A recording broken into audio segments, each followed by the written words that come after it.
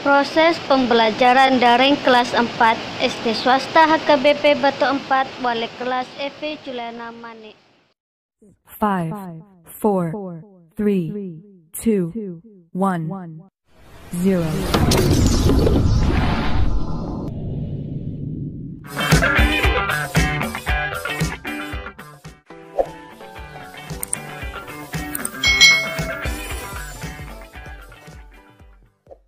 Ini kita akan belajar bersama-sama untuk mata pelajaran tematik kelas 4. Kita belajar di tema 4 berbagai pekerjaan, subtema 2 pekerjaan di sekitarku, pembelajaran yang ketiga. Mari adik-adik kita belajar dengan penuh semangat. Di kegiatan olahraga hari ini kita akan melanjutkan latihan pencaksilat adik-adik. Setelah bugar nanti, kalian bisa melanjutkan kegiatan diskusi tentang berbagai pekerjaan.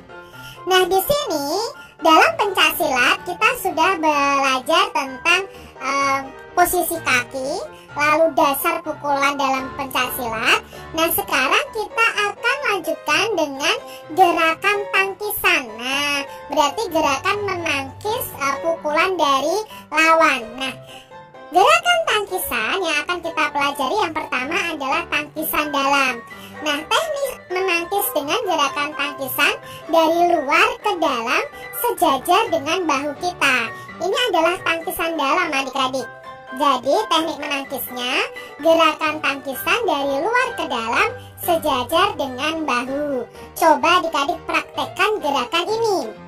Lalu gerakan tangkisan yang kedua adalah tangkisan luar, merupakan kebalikan dari tangkisan dalam, yaitu tangkisan dari dalam keluar yang sejajar dengan bahu kita. Nah, posisinya seperti ini adik-adik. Coba adik-adik praktekkan posisi tangkisan luar.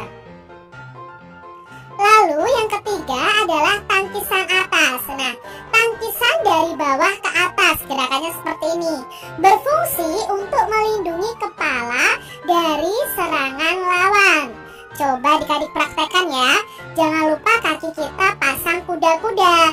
Ya, kaki kita membuka sedikit tumpuannya pada kaki kita. Lalu tangkisan yang terakhir adalah tangkisan bawah. Tangkisan bawah ini adalah tangkisan dari atas ke bawah. Posisi tangan kita dari atas ke bawah adik-adik, seperti ini. Jadi coba kalian praktekkan ya gerakan tangkisan untuk menangkis pukulan dari lawan. Seorang pesilat itu membutuhkan kerja keras dan kesabaran dalam melatih setiap gerakan. Kamu pasti bisa melakukannya apabila terus berlatih. Jadi adik-adik tetap semangat ya berlatih pencaksilatnya. Aku ingin mengetahui pekerjaan yang kegiatannya memanfaatkan sumber daya alam sehingga kita bisa menikmatinya. Termasuk kelompok profesi apakah pekerjaan mereka? Mari kita pelajari bersama-sama. Nah, di sini pernahkah kamu berpikir bagaimana para pekerja pembuat pensil? Coba adik-adik amati pensil kalian. Pensil itu awalnya adalah sebuah alat tulis dan lukis yang terbuat dari grafit murni atau karbon yang berasal dari alam. Sayangnya, grafit murni ini cenderung rapuh dan mudah patah adik-adik. Seiring perkembangan zaman, saat ini dibuat pensil yang merupakan campuran dari grafit dan tanah liat. Jadi pensil kalian itu terbuat dari campuran grafit dan tanah liat adik-adik. Proses pencampuran ini dibalut oleh media kertas atau kayu. Cara membuat pensil saat ini adalah dengan menghancurkan grafit dan tanah liat menjadi bentuk bubuk. Kemudian dibakar selama kurang lebih 3 hari. Setelah itu, pensil itu dibentuk panjang dan tipis serta dibungkus oleh kayu. Kayu yang telah ditebang untuk pembuatan pensil itu berasal dari pohon. Benda-benda lain yang terbuat dari kayu juga berasal dari pohon adik-adik. Agar terjaga kelestariannya, pohon yang ditebang harus diganti dengan menanam kembali bibit baru dari tanaman sejenis adik-adik. Selain itu, kita harus menghemat penggunaan pensil sebagai salah satu cara menghargai lingkungan kita. Jadi jangan apa-apa sedikit diraut ya, belum sampai bujel sekali adik-adik ya, belum sampai kecil sekali pensil kita sudah diraut, nanti sampai habis. Nah itu termasuk pemborosan adik-adik. Nah adik-adik harus menghemat ya. Berdasarkan teks bacaan di atas, ceritakan proses pembuatan pensil dalam kolom berikut ini. Nah ini adalah proses pembuatan pensil. Yang pertama adalah grafit murni dan tanah liat itu dihancurkan sampai menjadi bubuk. Lalu bubuk grafit murni dan tanah liat tadi dibakar selama 3 hari. Lalu dibentuk pensilnya dalam bentuk yang panjang dan tipis. Setelah itu pensil ditutup dengan kertas dan kayu sehingga jadi seperti pensil yang kita gunakan saat ini. Sumber daya alam apa yang digunakan untuk pembuatan pensil?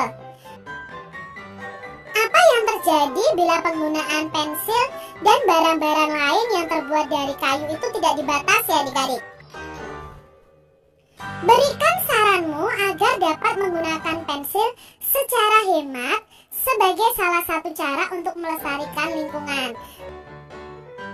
Barang-barang yang kita butuhkan merupakan hasil dari suatu pekerjaan. Nah, beberapa pekerjaan yang menghasilkan barang itu antara lain petani. Petani itu menghasilkan apa ya adik-adik ya? Ya, menghasilkan beras, menghasilkan padi ya. Lalu peternak. Peternak itu kalau peternak ayam menghasilkan telur, menghasilkan daging ayam. Lalu nelayan. Nelayan itu juga menghasilkan barang. Barangnya apa yang dihasilkan? Ikan yang ditangkap. Lalu ada perajin. Nah, perajin ini juga menghasilkan barang. Misalnya perajin kayu menghasilkan lemari, kursi, meja, ya, dan lain sebagainya. Nah, selain pekerjaan yang menghasilkan barang, ada juga yang menghasilkan jasa atau pelayanan. Jadi di sini yang digunakan adalah tenaganya atau pelayanannya, seperti dokter. Nah, dokter ini yang dijual adalah jasanya. Jasanya mendeteksi penyakit yang kita derita. Lalu ada polisi. Polisi juga menghasilkan jasa. Guru itu menghasilkan jasa, bukan menghasilkan barang adik-adik. Pemangkas rambut, nah itu juga menghasilkan jasa. Barang-barang yang dihasilkan dari setiap pekerjaan itu sangat beragam. Banyak diantaranya yang memanfaatkan sumber daya alam di Indonesia. Sumber daya alam merupakan kekayaan alam yang diciptakan oleh Tuhan untuk kesejahteraan manusia.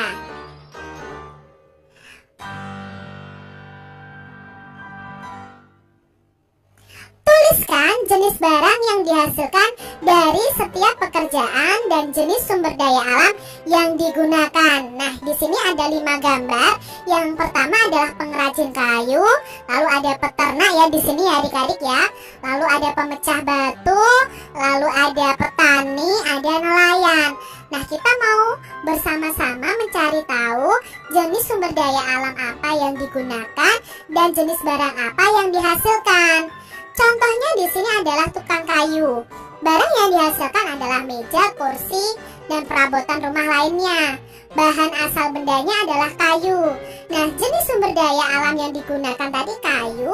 Kayu itu termasuk dalam sumber daya alam yang dapat diperbarui. Nah, berikutnya ada pemeras susu ya. Nah, barang yang dihasilkan adalah susu. Bahan asal benda susu ini dari hewan, yaitu sapi tadi. Nah, sapi itu termasuk jenis sumber daya alam yang dapat diperbarui, karena hewan itu termasuk sumber daya alam yang dapat diperbarui. Lalu berikutnya ada penambang tadi. Nah, penambang tadi barang yang dihasilkan adalah batu bara. Nah, batu bara itu termasuk bahan asal bendanya itu dari tumbuhan yang mengendap berjuta-juta tahun adik-adik. Nah, batu bara ini termasuk sumber daya alam yang tidak dapat diperbarui. Lalu berikutnya ada petani. Nah, barang yang dihasilkan apa? Ya ada padi, sayur, buah ya. Bahan asalnya apa benda itu? Oh, dari tumbuhan. Nah, ini termasuk sumber daya alam yang dapat diperbaharui. Lalu pekerjaan nelayan. Nelayan itu barang yang dihasilkan ikan. Bahan asal benda itu ya hewan ya, dari laut. Nah, hewan itu termasuk sumber daya alam yang dapat diperbaharui. Nah, di sini mungkin ada pertanyaan dari Kak Citra, dari adik-adik semuanya ya. Mengapa di sini batu bara itu termasuk yang tidak dapat diperbaharui? Karena batu bara ini sekali pakai langsung habis adik-adik. Nah, untuk membuatnya lagi itu butuh waktu yang lama. Tumbuhannya mengendap itu butuh waktu yang sangat lama dan tidak cepat dalam pembuatannya kembali adik-adik. Makanya disebut sebagai sumber daya alam yang tidak dapat diperbaharui. Nah, demikian tadi adik-adik pembahasan kita di mata pelajaran tematik kelas 4, tema 4, subtema 2, pembelajaran yang ketiga.